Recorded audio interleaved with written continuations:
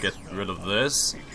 Ooh, okay, so it's not a freeze mage deck, but a tempo mage kind of deck. We can assume that it has Yogg in it, and it's gonna play against a mid-range kind of hunter deck, which is the standard nowadays too. Not 100% if Roger is actually playing Yogg, or if it's like a, I don't know. There's actually a lot of kind of mage decks nowadays, like a tempo kind of mage deck. They might be running like an early game kind of show, but for some reason it can actually be Reno as well. So playing the King's Elec. Let's see if he wins it. Ooh, getting Savannah Highmane. Always get the Savannah Highmane off the King's Elec. It's like they always get that card. Like every time I play against them too.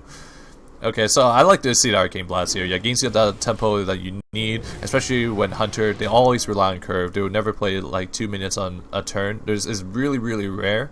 But okay, we're gonna see the quick shot coming here right away. I understand the threat of Mana Worm. At certain times it can go really out of control, but we're gonna see a coin water elemental here. This is pretty disgusting too, since another water elemental would probably come down the next turn. But I would like to see a quick shot here, because it is a very sticky kind of creature. It's pretty hard to remove in terms of the hunter kind of capabilities. Like in the next couple of turns, there's no really one creature that can contest with the water elemental. So another water elemental is being played right now. Ooh, and another quick shot is drawing that top deck, and then we're gonna see a huge show probably being played. Just establish board just a little bit, just to contest whatever Rogers played on the board. For this kind of turn, I really like the Zerdrake. It does let you look for answers and something to react onto the board with. So this Rogers deck's tempo mage playing right here. It's a little bit slower. We do see the good Kamala's Tomb, which is a slower kind of card than the Ethereal Conjurer, and we're gonna see S00 playing the double Annual Companion, just establish the board just a little bit. Double Leok is definitely not bad. He may have wanted Misha, but to be honest, if you get double Leok, it's definitely not bad. It's a very sticky type of board, and then we got the Forgotten Torch removing one of the Leok before it causes too much damage. Ooh, the Houndmaster, but Savannah Highmane is definitely too good here. Too good not to play. It's very devastating, very hard to remove. Rogers probably had to wait a lot of resources on it, and we do see Yogg Saron as expected. So let's see what Roger would actually do here. So Forgotten Torch, I like that, and then maybe play the mirror images too, just to deny some damage that the Highmane might actually cause. But these mirror images aren't really gonna live too long, because we're gonna see Call of the Wild being played, removing one of the taunts with the Huffer that is summoned. Ooh, okay, so the kill command is being played instead. That's fairly understandable. It can actually potentially remove most of the minions on S00 size when Call of the Wild is actually being played, depending on how many spells Roger has, of course. But we're gonna see another Flame Waker coming out of Cabal's Tomb, because that's one of the only turns that you can play it. And we do see Forbidden Flame being played at 0 mana, just to get a little bit more of the Flame Waker kind of procs. Very interesting, although it does not do that much damage, and the chances of actually removing the Houndmaster is quite low as well. So we're probably gonna see, yeah, the removal of the Flame Waker, just in case your opponent actually runs the Flame Strike. Let's see if Roger can actually last his turn. Ooh, lots of shatters here. Oh, I like removing the Leok. That's definitely not bad as well. Another consideration is to remove the remove the Savannah Highmane. But then again, this is a lot of damage going to face, and it's going to be lethal. The second Call of the Wild, especially with the Leok buffing up everything on the board. Oh man, that was a lot of damage. Little room to actually settle with those with Kabbalah's Tomb, and especially when Yogg is one of the win conditions, unless you have a really strong early game to snowball out of control. I feel the Tempo Mage is a little bit of a lackluster against these two decks of the game. You do need to consistently control the board, and the Aggro Shaman has a really good hand with the Murgleton. That is good. The reason why is because you can potentially get the life tap in order to tap in more of your burst potential. But we are going to see the Rockbiter be coined right away just to remove the Mana Worm, just because of how much of a threat it is. We see S00 did that last game right away with the quick shot, just so it doesn't snowball off control and potentially trade into most of the value creatures that the Shaman actually has. And we see the same in return from Rogers using the Frost Bolts and Thunder Shock. Similar to the Mana Worm, they both can snowball off control. I'd like to see 2 1-drops from S00 here. Yeah, it does allow you to play 2-drop and a 1-drop next turn, your Totem Golem and your Murkleton, so you can fit in the curve very, very nicely without falling back too much. Rogers does have the spells to actually remove this board. He has the Arcane Missiles and the Frostbolt. I definitely like the Arcane Missiles first. Yeah, if he hits the Arcane, like the Divine Shield, he can definitely just ping off the Argent Spire, but unfortunately he did not hit any of the targets that he actually wanted. It's probably the worst case scenario there as well. Ooh, getting a life tap right away. He can definitely start ramping up that life tap next turn to draw into the burst potential, especially when he's running out of steam now. I have other kind of threats on the board, such as the Tunnel Trap, but that's not really too big of a deal. You can actually follow up with a ping the turn after, but when you ping, you can't really play your Zerd Drake, so there might be a consideration of just playing the Zerd Drake and looking for a board answer, such as another Arcane Missiles to potentially remove this board. Oh man, S00's RNG is pretty good today. So we see the Tuskar. Oh man, Tuskar summoning the Totem Golems. Man, that's gonna be very, very devastating. Okay, so we're gonna play the Zerd Drake. Yeah, just to contest the board a little bit. Oh, a Lava Burst right off the top. This can easily handle the Zerd Drake and just keep pushing on the damage and keep your small minions kind of protected from the Zerd Drake. Lots of damage coming from S00 side. It's looking pretty good for him. We're gonna see the Spell Slinger possibly. Alright, let's see what kind of spells I can save him now. Conceal! That's actually not that good. But Mirror Images would stop the bleeding a little bit. And Mind Blast for S00, that actually adds more feel to the face, especially when it doesn't overload. It's like a Lava Burst with no overload. That's actually pretty sick. And usually Lava Burst goes to the face anyway, so a lot of damage from S00 side. Playing the Flame Weave Faceless as well. Next turn, if Rogers can't deal with this board, okay, so he is going to fireball the 7/7, because if he doesn't fireball it, he would definitely lose the game. Let's see how much damage S00 has, because he also has a Flame Tongue Totem. So Flame Tongue Totem represents at least, I believe, 4 points of damage. So 8, 9. Yo, that's lethal with the Mind Blast. Alright, that's pretty nice. Alright, so S00 playing very, very aggressively with each and every one of his decks, and his last deck. Alright, last deck gonna be the Zoo deck against the Tempo Mage deck. This is gonna be interesting enough, but I guess, like, in some circumstances, Tempo Mage is really good against Zoo, but due to the nature of the Tempo Mage deck itself, of how slow it actually is, well, like this build of it with the Kabbalah's Tomb, and also it can hinder your winnings against this deck, just because just how vast the Zoo actually develops this board and consistently each and every turn. Like, they're probably going to be able to play a minion each and every turn. Like, the thing that you really have to bet on if the Zoo hand is pretty poor, like, they can't really play a minion each and every turn that requires to tap. That allows you a little leeway of developing your own kind of board. Ooh, picking up the Cult Sorcerer. That's actually pretty good. I'm wondering if you just play the Sorcerer's Apprentice and just Arcane Blast, or even just play Mirror Images too, just to buy yourself a couple of turns. Ooh, I like this. I like playing the Sorcerer's Apprentice and just Mirror Images. It does delay your opponent to actually move this Sorcerer's Apprentice, and now you can actually play the Cultist Sorcerer and allow a little bit more Arcane Missiles, like additional Arcane Missiles, to remove your opponent's board. And a Blood Mage Download is also being picked up. I think.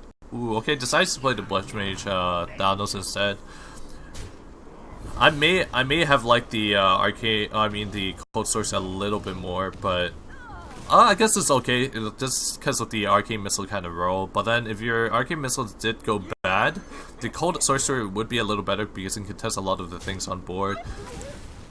S00 believe the Blood Ring Delnos is a threat. I would also think so as well. Just because of what the potential you can do with spell damage, with the Arcane Blast, even with a simple Frostbolt. Like, those might be enough damage to actually remove something. Especially when you have Red Cult Sorcerer too. You can also combo a lot with double spell damage and easily remove the Councilman right off the bat.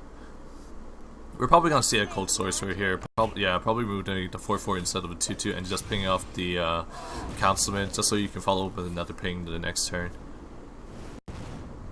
We do see a Flame Strike though, but oh, I forgot to mention, there's a Bloodlust in S00's hand from the Spellslinger.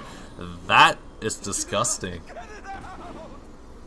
Just because of how good the Zoo actually develops the board, like how well it actually spells with each and every Flame Strike though. So that Flame Strike's gonna do a lot of work this game.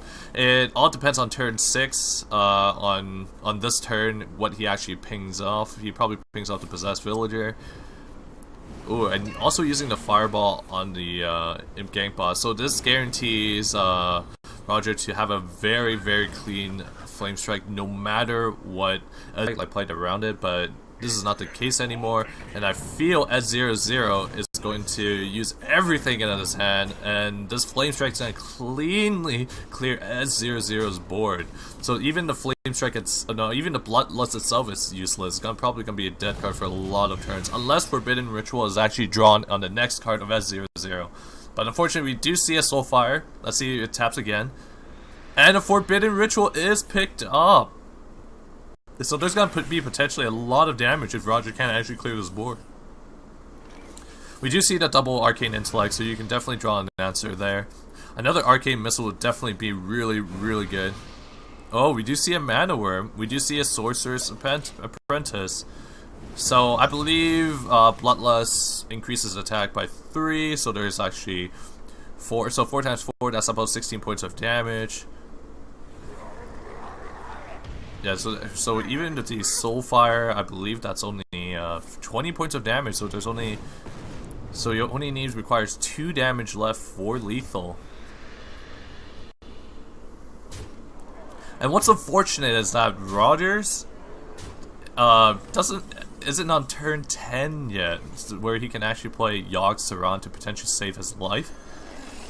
So this is looking pretty grim for Rogers at the moment. He can use Mirror Images to stop the bleeding, and then use most of his cheat spells to clear the 1/1s off, including the Hero Power Ping.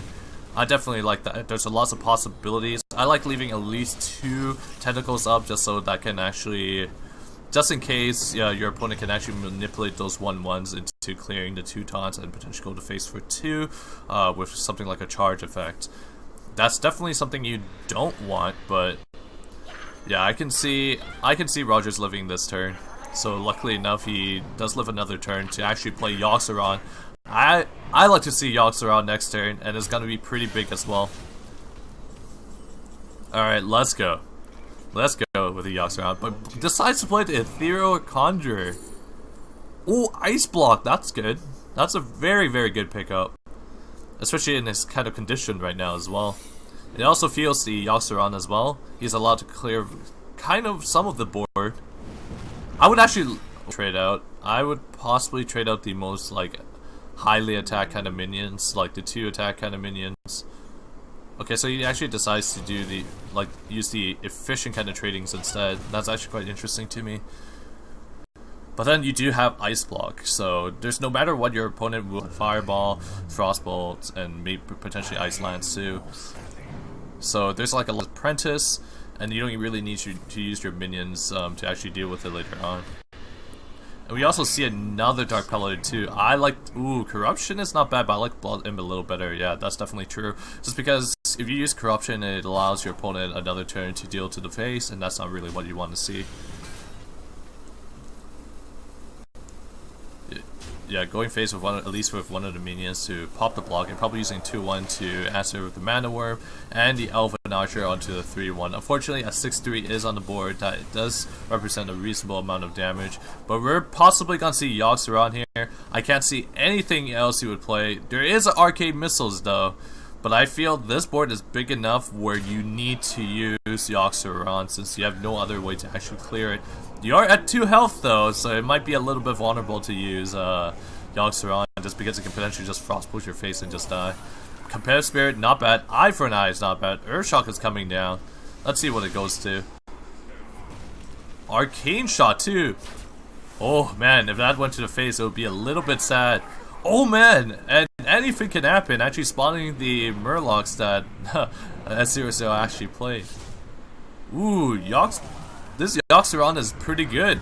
It's removing most of the board. Oh man, that's a good Yoxeron. If I would definitely seal the game right there. It's just anything with charge effect. Ooh, this is Forbidden Ritual is actually kind of good too. Establish a big enough board that your opponent can't actually clear right away. But we're gonna see a competitive spirit coming down, and let's see if this is lethal. So they're actually 4, 6, 7, 8. 4, 6, 7, 7 plus 8. That's like 13. No, 15 I mean. So there's only 1 damage he actually needs to actually... Ooh. Alright, so there is lethal. So Yoxeron did give Roger lethal and survive against the Zoo's madness. So Yoxeron is confirmed to be a good card.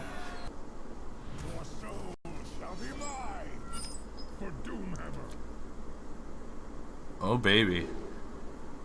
Oh, this kind of a hand is pretty good for s00. Roger's hands is not bad as well. You can play the Thunder Draw, you can follow up with like a Coin Pharaoh Spirit.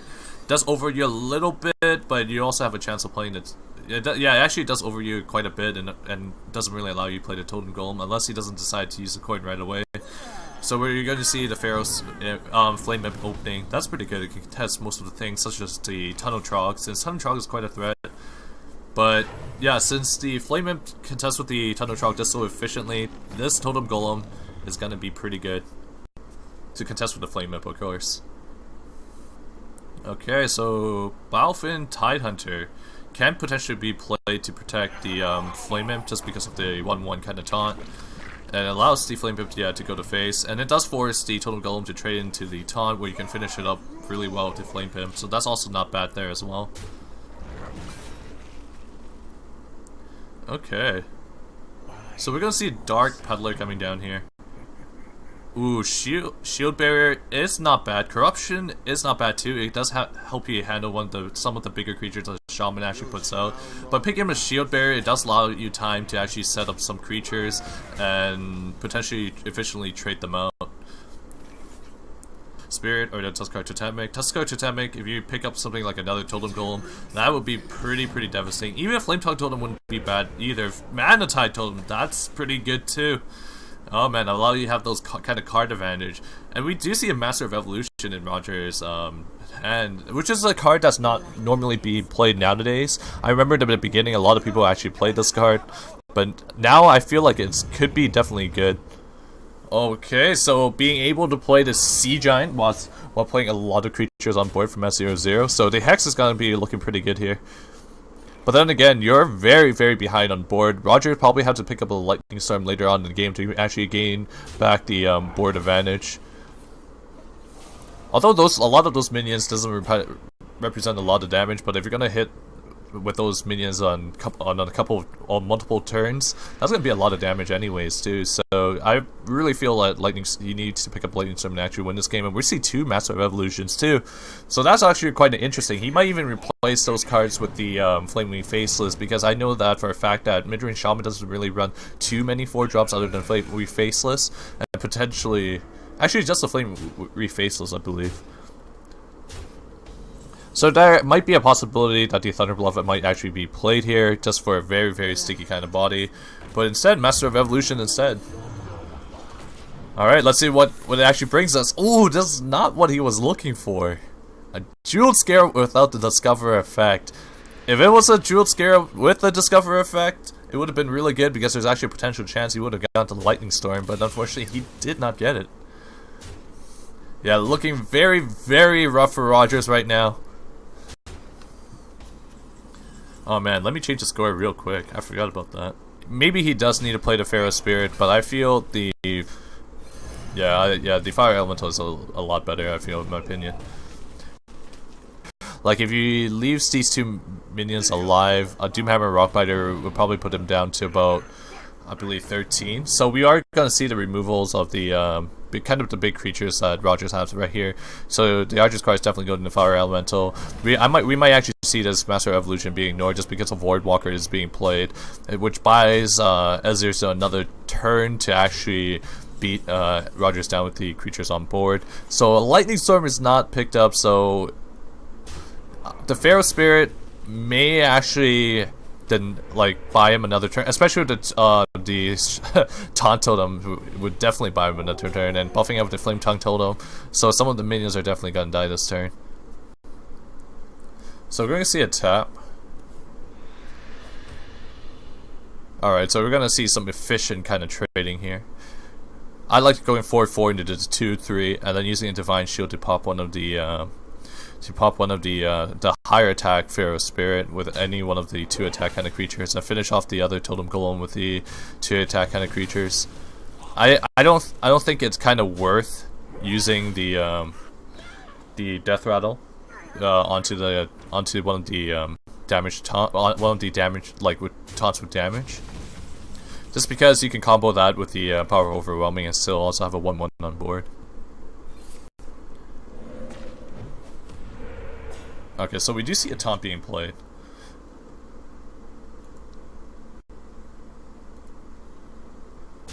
Alright. So Master of Evolution trying to get possibly another taunt, but ooh, did not get another taunt, and I believe this is lethal on board. Exactly lethal on board, so he has about, yeah, exactly 7 damage when removing the taunt. So S00 does take the first semi-finals against Rogers.